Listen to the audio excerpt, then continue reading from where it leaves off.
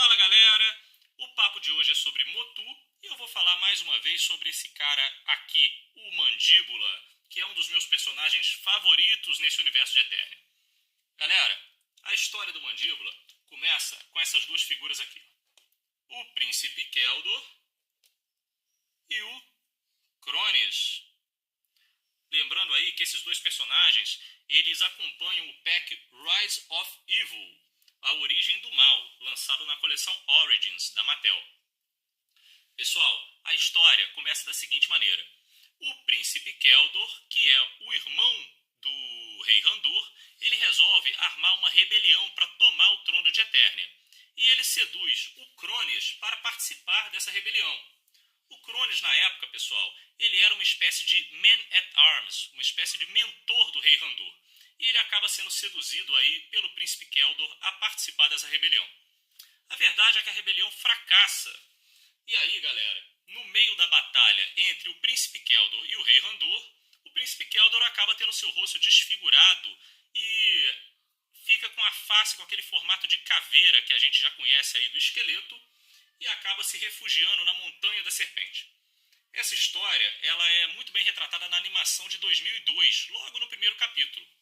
E a gente tem também, retratando bem a história da origem do Mandíbula em especial, uma HQ que se chama Masters of the Universe, Icons of Evil.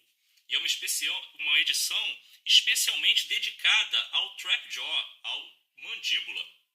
E galera, essa HQ começa já depois da batalha entre o Príncipe Keldor e o Rei Randur, e já mostra lá o esqueleto na sua versão de caveira, conclamando o Crones a continuar a segui-lo. E aí o Crones confronta o esqueleto, dizendo que não, que ele está irracional, que ele perdeu a cabeça e que ele não é mais capaz de liderá-los. E aí o esqueleto ele manda os seus capangas darem uma surra no Crones. A gente tem aí uma imagem aí do Homem-Fera e do Lagartauro segurando o Crones e lançando ele para fora da Montanha da Serpente. O Crones então é expulso da Montanha da Serpente. A gente tem uma página inteira aí muito bacana dele saindo com a Montanha da Serpente ao fundo e ele vai embora prometendo vingança. O Crones passa então a perambular lá pelos arredores da Montanha da Serpente e ele é atacado por um bando de salteadores, um bando de criaturas. O Crones, como eu já disse, ele era o Man-at-Arms, ele era o mentor do Rei Randur, então ele é um cara perito em batalha. Ele acaba vencendo as criaturas e acaba convencendo essas criaturas a ajudá-lo a fazer um assalto num acampamento. Eles invadem esse acampamento, o Crones acaba se tornando o líder desse acampamento e forma um verdadeiro exército para poder executar o seu plano de vingança contra o esqueleto. O Crones então lidera esse exército num ataque à Montanha da Serpente e no meio da batalha ele parte para um confronto pessoal contra o esqueleto. Os dois se encontram e há uma batalha aí feroz entre esqueleto e Crones. O esqueleto então, usando da sua magia, ele acaba desfigurando o rosto do Crones, que acaba ganhando essa coloração verde que a gente já conhece aí no face do Mandíbula. Na sequência, o esqueleto também usando a magia lá com seu cajado, ele arranca o braço direito do Crones. Ele já está com o rosto desfigurado e agora tem o seu braço direito arrancado. E em seguida o esqueleto dá um golpe na mandíbula e quebra a mandíbula do Crones. Aí a gente tem na sequência uma imagem do Crones já derrotado, sem o braço direito, sem a mandíbula, com o rosto desfigurado. E ele acaba por perder a mandíbula, ele fica impedido de falar corretamente, né? Ele fica só balbuciando algumas coisas.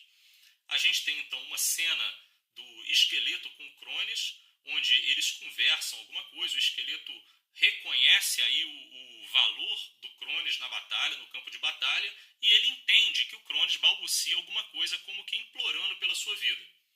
O esqueleto então decide poupar a vida do Crones, lança o Crones longe, e no finalzinho a gente tem uma imagem muito bacana e um diálogo muito enigmático entre o Crones e a Maligna, onde a Maligna se diz decepcionada com o Crones porque ele era um combatente valoroso e acabou implorando pela sua vida, e o Crones esclarece que não, que na verdade o esqueleto não entendeu, que ele queria matar o esqueleto. E termina com uma frase aí bem sombria, bem sinistra, onde ele fala que tem que manter os seus amigos perto e os seus inimigos mais perto ainda. e fala para Maligna que a partir de agora ele não é mais o Crones, ele deve ser conhecido como Trapjaw, ou como a gente conhece aqui no Brasil, o Mandíbula. E é isso aí, galera. Essa é a história do Mandíbula. Sai de cena o Keldor e o Crones e entra em cena aí o Mandíbula e o Esqueleto. É isso aí, pessoal. É um dos meus personagens favoritos, um personagem icônico. E eu acredito que a galera que curte Motu, os colecionadores, gostam muito aí. Dificilmente a gente tem um colecionador que não gosta, que não curte muito essa figura aí do Mandíbula. Um dos nossos vilões favoritos. É isso aí, um abração e até a próxima.